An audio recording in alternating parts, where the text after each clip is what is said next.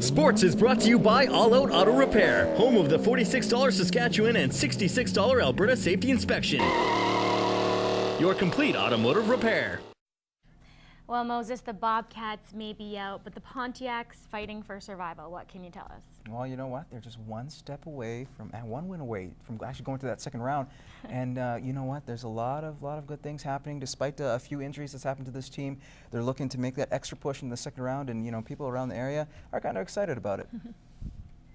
Well, it's the only first round series rather left in the AJHL, and the Bonnyville Pontiacs were looking to close out their series against the Sherwood Park Crusaders last night, but they'd have to do it with 7 guys out of the lineup, including the team's top 2 defensemen.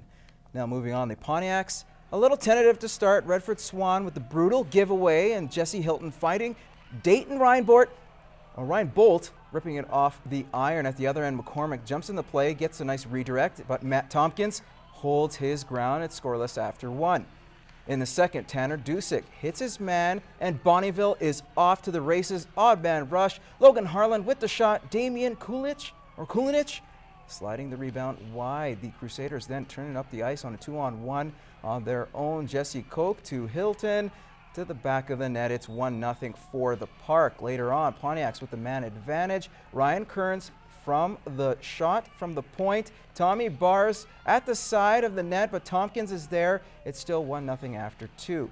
To the third, watch the bottom of your screen as Dante Borelli is leveled by Steven Schmorkoff.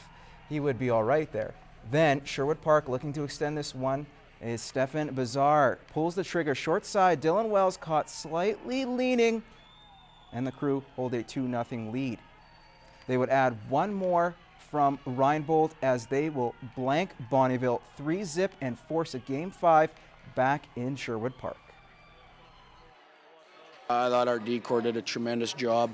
You know, I didn't think maybe some of our higher-end guys were ready to make plays when they're there, like you said, but sometimes that happens, but I don't think it was for a lack of trying. We really wanted to close it out tonight, obviously, but they weren't going to just lay over for us and let us have it, you know, and yeah, we might have been gripping our sticks too tight tonight and weren't as crisp as we needed to be. Now, there was reason to be optimistic for the Lloydminster Bobcats. At the beginning of the season, the team was coming off a year that saw them improve 21 points and win a playoff series. As Emmett Murphy reports, an up and down season has the team questioning the year past and what lies ahead. The season started out with promise. We've got some more offensive-minded players and some players with a little bit more hockey sense and creativity than we had last year. So if we can develop that, we'll be a better team than last year, but where that translates, we'll find out. Concerns mounted early, though, with the Bobcats dropping their first 3 games of the year. But the Cats closed their first month, starting off a streak of 8 wins in a row, earning points in 10 straight. To prove to the league that we're no joke, and it's not a fluke that we're doing this. The Orange and Black kept the momentum going all year, rising to 10th in the CJHL rankings in February. But inexplicably, the wheels fell off. For the first time since the start of the season, the Bobcats lost 3 straight in February. Despite winning back-to-back games against Drayton Valley just 2 weeks before playoffs, the Cats were swept by the same Thunder team, ending the season with 5 straight losses. You know, what could I have done different? What could I have changed? Where could I put this guy? What could I have done here? I'm disappointed as hell. I mean, I haven't even really recovered at all. Feels like a bad dream. Really does. Makes me sick. There's no need to point fingers or blame anyone in particular. It's just what happens, and it's unfortunate, but it's the way it goes. And I hope that next year's team is ready for the challenge. 7 of the Bobcats' top 8 scorers will not return next year, meaning Bobcats management has little time to dwell on this year's loss if they hope to build a winning team next year. Emmett Murphy, Newcap Sports. And that's your first look at sports. Gerard is up next with weather. Stay tuned. Sports is brought to you by Denham Chrysler Jeep. Stretch your dollars during the 2012 First Big Deal event from Denham Chrysler Jeep, Lloydminster. Now, going into a season as a rookie is pretty hard to make a name for yourself, but on this week's edition of Superstar Next Door, Matt Schumont shows us a player who has definitely made a statement in his first year with the Lloydminster Bandits. Chris Romanchuk started playing hockey at a young age, and with a family full of hockey players, he had lots of help to get him to where he is today. My grandpa actually made me a small rink out on the acreage, so I ended up playing hockey growing up. My uncles both played hockey. Everyone I looked up to played hockey, so that's kind of what got me going. Chris is in his first year with the Lloydminster Bandits, and despite missing the first half of the season, he was able to put up 46 points in 22 games. Chris has been a big addition for us. He really natural goal scorer, and he's really elevated his game here in the playoffs and is working really hard both ends, and it's been great to have. I didn't get here till Christmas, but I mean, great group of guys. I don't think I've ever had this much fun playing hockey. It's nice to get back to having fun and realizing why you play the game, right? Chris started the season playing in the AJHL, but was forced to the sidelines as he was diagnosed with spinal arthritis. It really set me back a long ways. I worked hard to get where I was. I ended up breaking it the year before. So, I mean, getting arthritis in your spine isn't something nice. I mean, I was in quite a bit of pain, but I mean, from doing physio and stuff like that, it's helped a lot. So, I mean, as long as I can keep playing hockey, I'm happy with that, right? Newman says it's great to have a player like Chris on the team, but says he can see him playing Junior A come next season.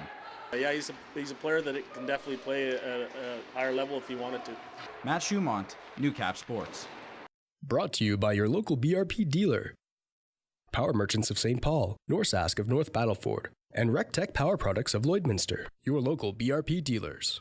Now sticking with Romanchuk and those Bandits, after dropping games 1 and 2 in Cold Lake, the Lloydminster Bandits were in the Border City for Game 3 of their semifinal series. The Bandits were looking to open the scoring, and it's that Chris Romanchuk hits a streaking Pierre Baudouin.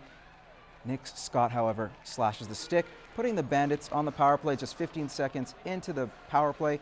They make the ice pay. The initial shot is tipped by Jared Wayhill, giving Lloyd the 1-0 lead. Cold Lake answers. Craig Walk fires it home from the point, evens things up at 1 apiece. Ice keep it coming. Eastern Oborowski juggles the rebound. Nico Bourguet is there to put away the rebound. It's now Cold Lake up 2-1. Bandits respond with Baudouin as he just squeaks it by Dustin Hyde.